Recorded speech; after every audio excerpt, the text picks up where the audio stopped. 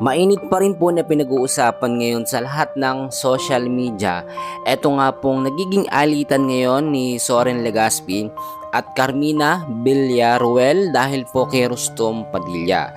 So sa mga hindi nakakaalam ay kasal talaga or kinasal noon etong si Carmina at si Rustom Padilla. Ngayon ang nagiging issue ay meron nga daw pong naging anak etong si Rustom at si Carmina Villaruel bago nga po magladlad ng tunay na pagkatao etong si Rustom Padilla. Hati naman pong atensyon dyan o reaksyon ng mga netizens.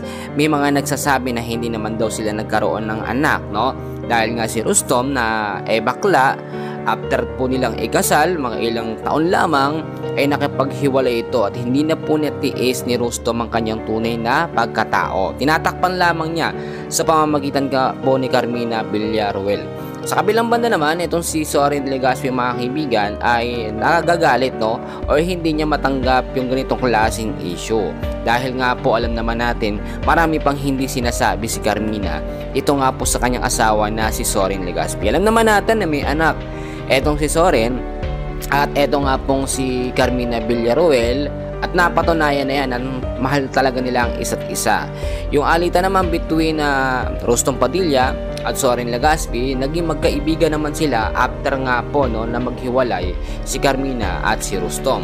Ngayon, ang sinasabi natin dito mga kaibigan ko, eto nga pong si Rustom Padilla o si Bibi Gandang Hari talagang hindi na maibabalik sa dating siya na tunay na lalaki. Ang Padilla, alam natin chikbo yan, marami ang babae, pero iba po si Rustom. At yung sinasabi naman nila na may anak etong si Rustom o Bibi Gandang Hari at si Carmina Villaruel, wala pa rin yung sapat na ebidensya na nagpapatunay na meron talagang nakitang anak Yung sinasabi nila na baby lamang o hawak-hawak na baby, ito nga pong si Carmina noon, yun yung anak nila ni Soren Legaspi mga kaibigan. Hindi yun anak niya kay Rustom Nagkaroon man o kinasal man sila pero hindi po nagkaroon ng baby.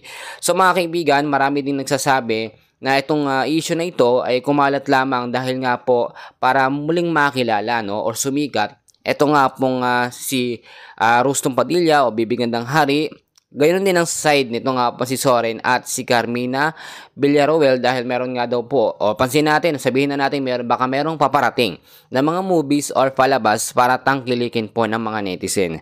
So far, ito muna yung update natin for today and please huwag kakalimutan mag-like and subscribe. Maraming salamat po.